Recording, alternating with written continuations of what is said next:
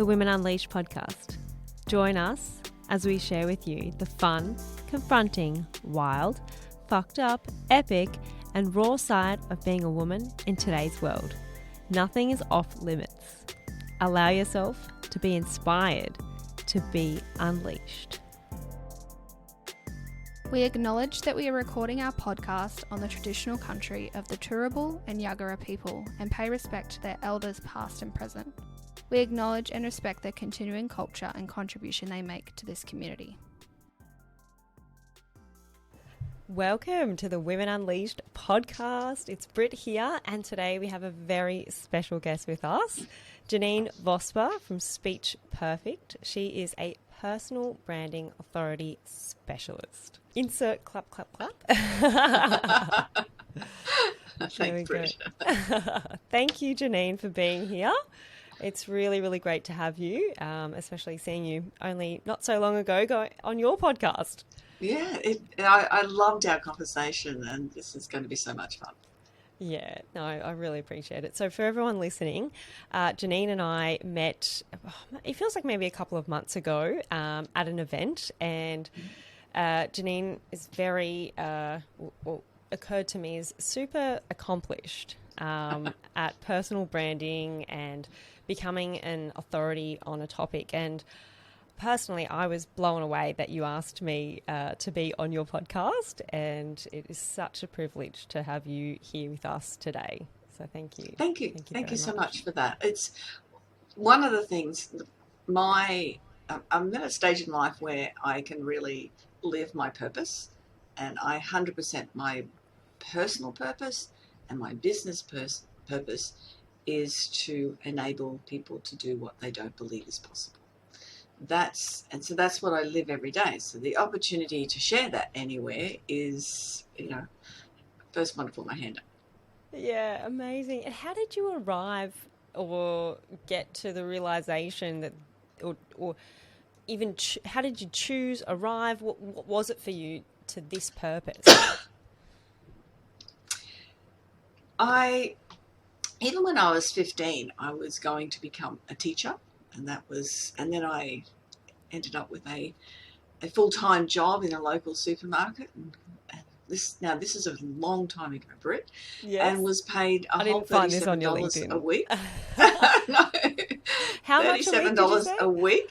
$37 a week, and yeah. I was not going back to school at all. It was, quite a different. That was a lot of money in those days for a weekly income for a 15-year-old. But what I've done throughout my career, I keep moving into roles where I am teaching and I am sharing my knowledge and my ability and things. Excuse me, I'm just going to cough.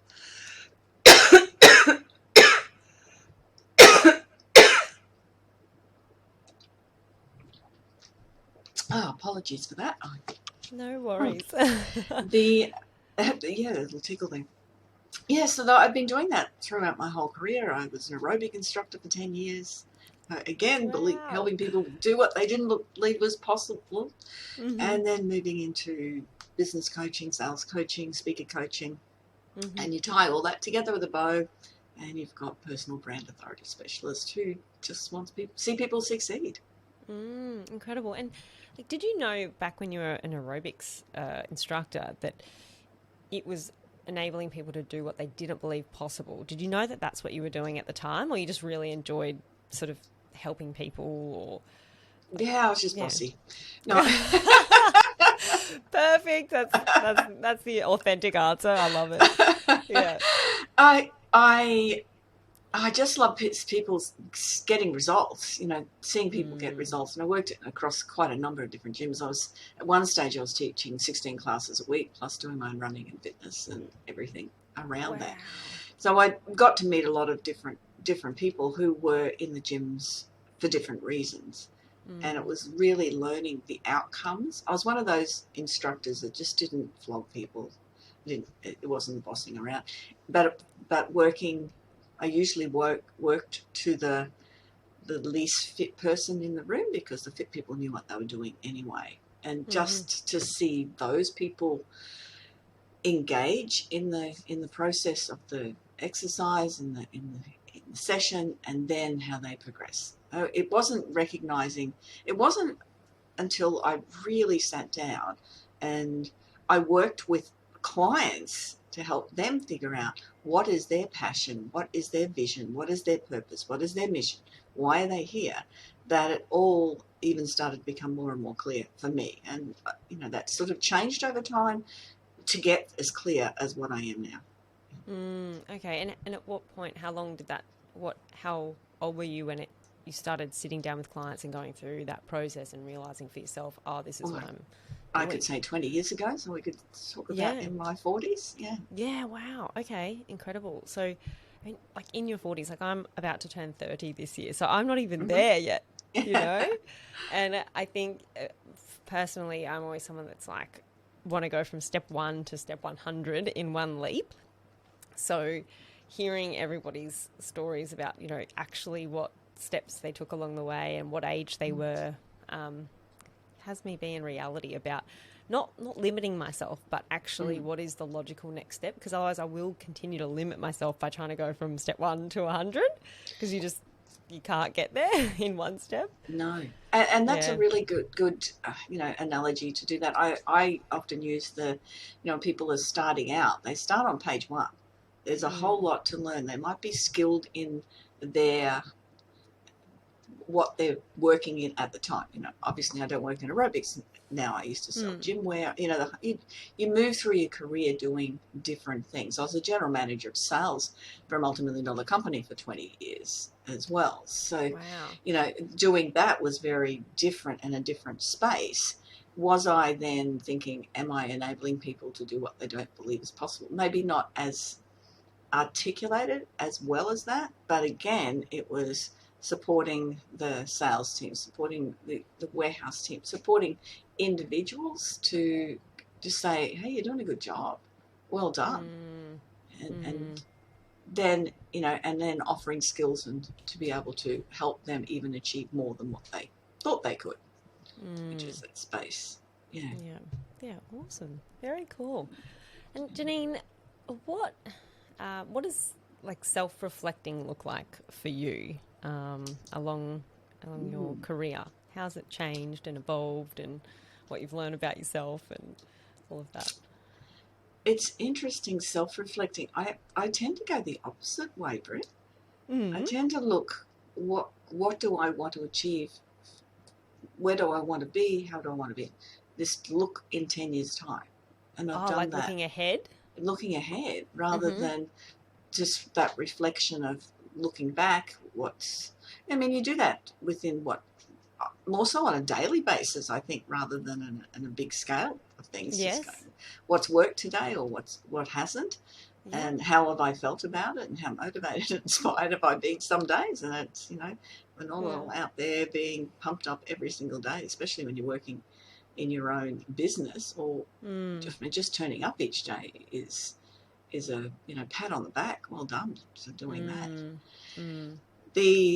So it's been more of, okay, what do I do?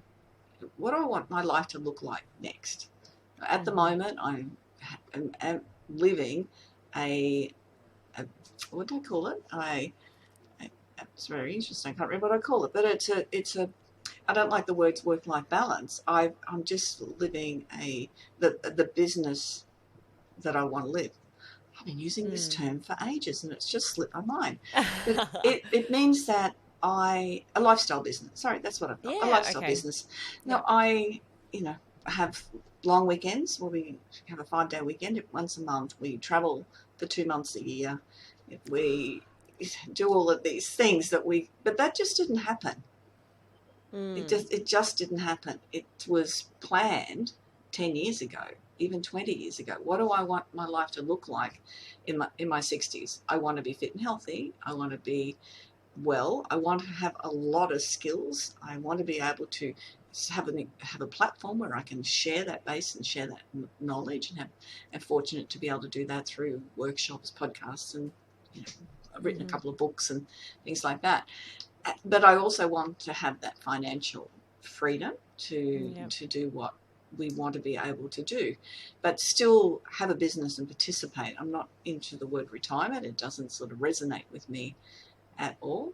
Mm-hmm. And it's funny where I was going to go with that page one, and the on pages is the starting out in business is that page one, and people will look at other people who might be on page 40 and go, I want to be there. Well, you've got to read those first 40 pages before you can get to that. Mm. And for my next 10 years, I'm starting on learning something completely foreign to me that I believe will be the currency of the future. And I'm starting way before page one. I'm not haven't even opened the cover of the book yet, trying to understand it.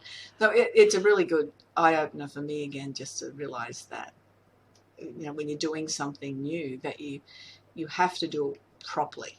And so I've invested in the right people to teach me the steps along the way to do it, because I don't want to waste money, waste time, waste energy. And I've done this for my entire career, is invest in people who can take me to the next level or achieve the goals that I want to, how I want to set up my life. Yeah, you've built like a really great team around you. Yeah. Yeah, great mentors that I've had over the years. And some of the investments have been quite considerable, but also not just financially, but time. Weekly coaching for a year. And then taking action on what you learn from that coaching. Yes, yeah, it's all in the action, isn't it? Now, I've got a question about the coaching, but I just want to go back to, can you share what it is that you're taking on in the next sort of 10 years or wanting to start? Oh, it's cryptocurrency, for me, cool. But learning it properly. Yeah, it was really interesting when I first started thinking about this and hearing it, and I was saying, because everyone, unless you're involved in it, and it's something that sort of scares people to do. Yeah. And what they said is that your money in your banks or in your superannuation or your property is just a piece of paper that says you own it. Mm-hmm. It's not actually in your pocket. It's not real. It's not real. And that made me realise that currency, digital currency, is just exactly the same. It's just something, but it can be decentralised, which means other people have less control over what you have. Mm-hmm. Yes. So, But again, I don't even know what I'm talking about now. So, sorry, on page one. I've done module one. I'm good. Yeah, it's fantastic. Look, so the realization that money isn't real, I got that through reading Robert Kiyosaki's Rich Dad, Poor Dad, and my partner, sort of saying like, hey, look at this. And now, like, money to me, I do get significant about it sometimes, but as I am, taking on my own business journeys and stuff, I see it as this game where, you've got, let's say, I've never played checkers, but like those little checker things, and you're like, okay, the game is put the money over here for a while, and then we collect some more checkers, and then we put some money over here for a while. Like, that's the game, just moving it around, and getting, doing with what it is that fulfills you or is important to you with those checkers. Yeah, I love that analogy, and it is. It's not real. It creates the lifestyle you want, and that's where it becomes real. Yeah, it's only real because we agree that it exists, If we didn't agree that money had a particular value, then we'd agree probably something else has a value, and we'd trade on that, and And that's why banks can fail, and countries can fail. Yes, because of that agreed value or failure of that money. Yes, and which is what we're seeing right now. I think UBS just bought Credit Suisse for $2 billion. So they just pocketed about 9 in that transaction. So, yeah. Yes, hence why I'm learning about different sort of currency. Cool. Good for you, Janeen. That's awesome. All right, now let's go into the mentors. How did you select them, and what different styles of like coaching did you receive? A lot of different styles. The way I usually selected mentors was at the start of each year, and I have done this for a very long, very, very long time, and this is even, I had my sons were born when I was 24 and 26, so this is a long time ago, and I started thinking, what do I want to do next? Hang on, I'm going to tickle my throat this morning. It's okay. Wash it down. What do I want to do next? And I remember being on a train with a girlfriend, and we were going to the park with the kids, and we're talking about occupations or education or training or what it was. And we came up with a lot of different ideas that may or may not have suited us. I don't normally have a tickle at all. And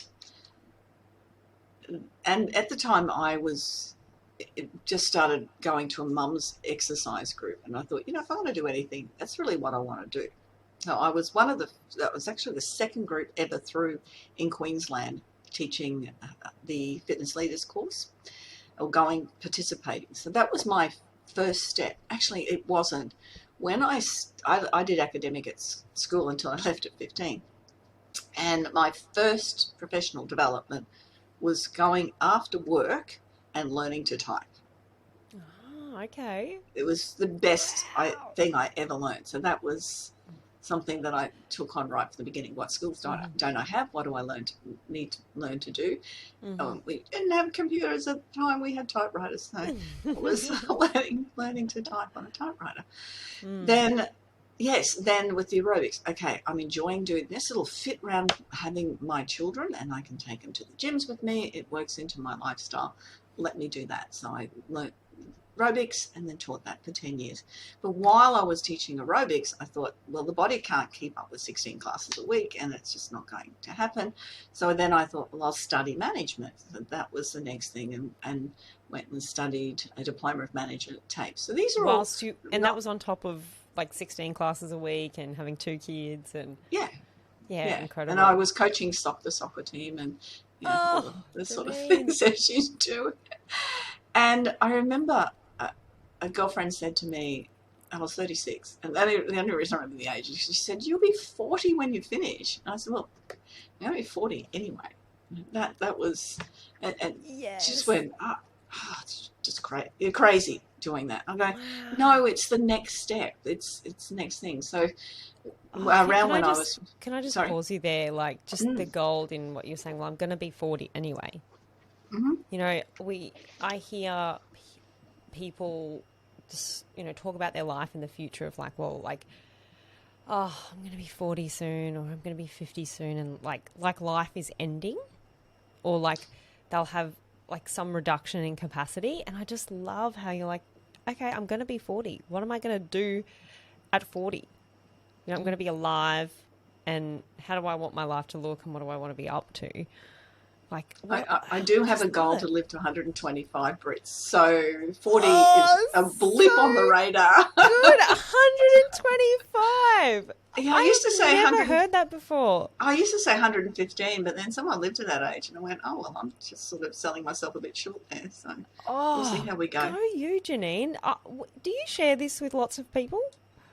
Friends and that, they know I've said that. This is awesome. Yeah. So cool. And the friends joke about being around to see it and things like that, so, which is very cool.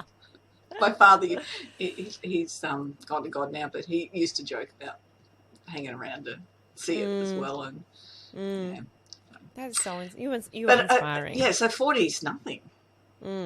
It's and 50 is not even halfway there. 60 is not even halfway there. So there's a whole lot more living to come. Hence why, getting into a different sort of currency as well. Yeah. But, so when I turned 40, I got the job as a sales rep for a first aid supply company, and then and it was so funny when I got interviewed. They said, "You're studying management. It's really no opportunity here for you." There was 2 owners in the business, and they said, "Where do you see yourself in 5 years?" And I said, "Sitting in your seat." I thought it was something I thought, but it wasn't something I thought. It was something I said.